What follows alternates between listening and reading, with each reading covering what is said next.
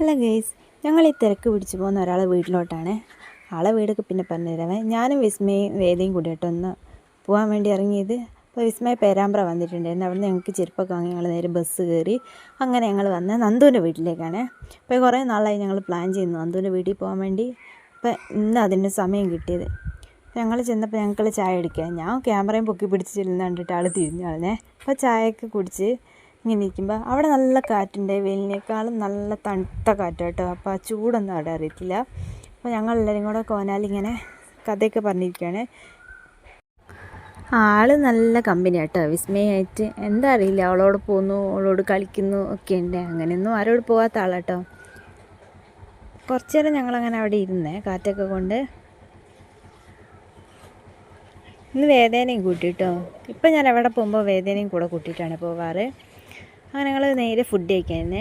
നെയ്ച്ചോറും നല്ല ചിക്കൻ കറി ഉണ്ടായിരുന്നേ. ഇതൊക്കെ നന്ദു ഉണ്ടാക്കിയാണ്. അപ്പോൾ ഞങ്ങൾ നേരെ ഫുഡ് കഴിക്കാനിരുന്നു. അതിൻ്റെ ഇടയ്ക്ക് എന്തൊക്കെയോ പറഞ്ഞ് തള്ളുന്നുണ്ട്.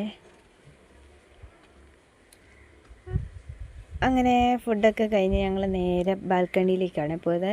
അവിടുന്ന് കുറച്ച് ഫോട്ടോസും വീഡിയോസൊക്കെ എടുക്കാൻ സമയം പോകണ്ടായിരുന്നു ഞങ്ങൾക്ക് ബസ് കയറാനുള്ള. അപ്പോൾ അവിടുന്ന് കുറച്ച് ഫോട്ടോസും വീഡിയോസൊക്കെ എടുത്ത് അവിടെ നിന്ന് നേരെ ഞങ്ങൾ ബസ് കയറി കേട്ടോ. കുറച്ച് വീഡിയോസും കാര്യങ്ങളൊന്നും എടുക്കാൻ കഴിഞ്ഞിട്ടുണ്ടായിരുന്നില്ലേ.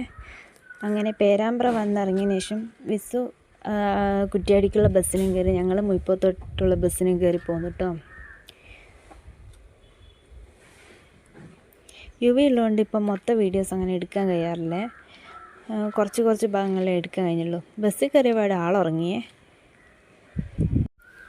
ഞങ്ങൾക്ക് മുയിപ്പത്ത് ടൗണിൽ വന്നിട്ട് കുറച്ച് സാധനങ്ങളൊക്കെ മേടിക്കാനായിരുന്നു. അപ്പോൾ അതൊക്കെ മേടിച്ച് ഞങ്ങൾ അവിടെ നിന്ന് ഒരു ഓട്ടോയും കൂട്ടിയാണ് തിരിച്ച് പോകുന്നത്. മെയിൻ റോഡ് വരെ കേട്ടോ കൂട്ടിയുള്ളൂ. അവിടെ നിന്ന് ഇറങ്ങി നടക്കാൻ എഴുതി. അവിടെ എത്തിയപ്പോഴത്തേക്ക് ആൾ എണീറ്റു. പിന്നെ ഞങ്ങൾ നടന്നാട്ടോ പോയത്. അപ്പോൾ ഇന്നത്തെ വീഡിയോ ഇത്രയുള്ളൂ. ഇഷ്ടമായി ലൈക്ക് ചെയ്യാനും ഷെയർ ചെയ്യാനും മറക്കല്ലേ.